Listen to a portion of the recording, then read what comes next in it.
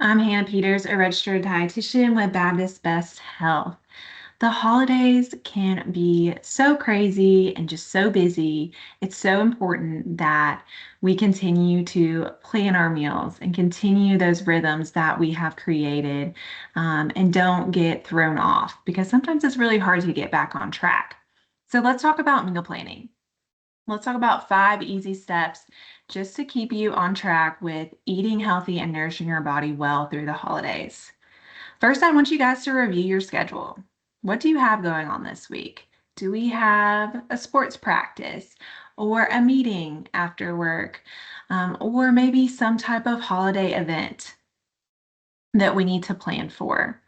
So write out what's going on and let's try to plan our meals with that schedule in mind. So if we have something going on one night, we may need a crock pot or a simple, easy meal, or we can have leftovers that night so that we're not even more stressed.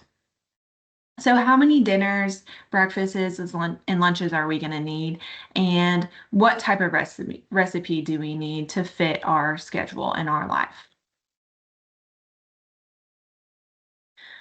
Step number 2 would be to find those recipes. Hopefully you have a list of recipes that are your go-to, but if not, look online. Look at your cookbooks. Who still has cookbooks and actually looks at them? Not a lot of people, but it can be really fun. Pull those out. Maybe text a friend and say, hey, what have you been making this week? That has been really easy and tasty. So get those recipes together and then make a grocery list.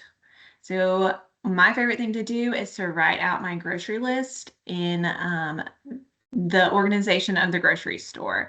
So at the top of my list, I start with the produce section, and then I go to the meats and the middle aisles, those canned goods.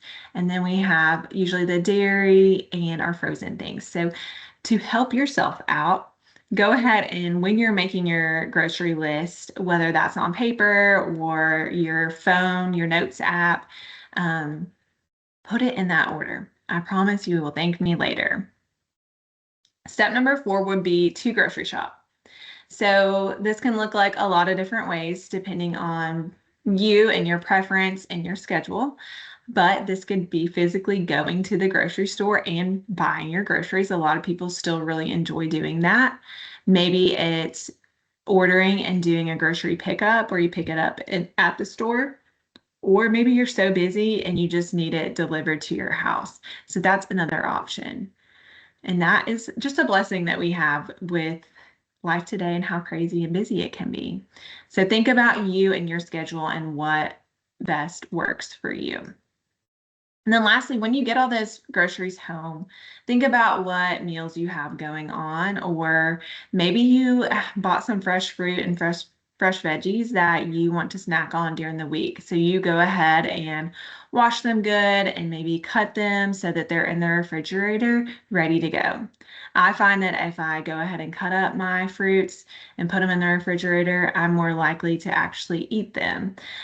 So consider that. And if you have a meal coming up that you're really busy and you need to cut up some vegetables ahead of time, consider that too. Take some time just to prep it a little bit.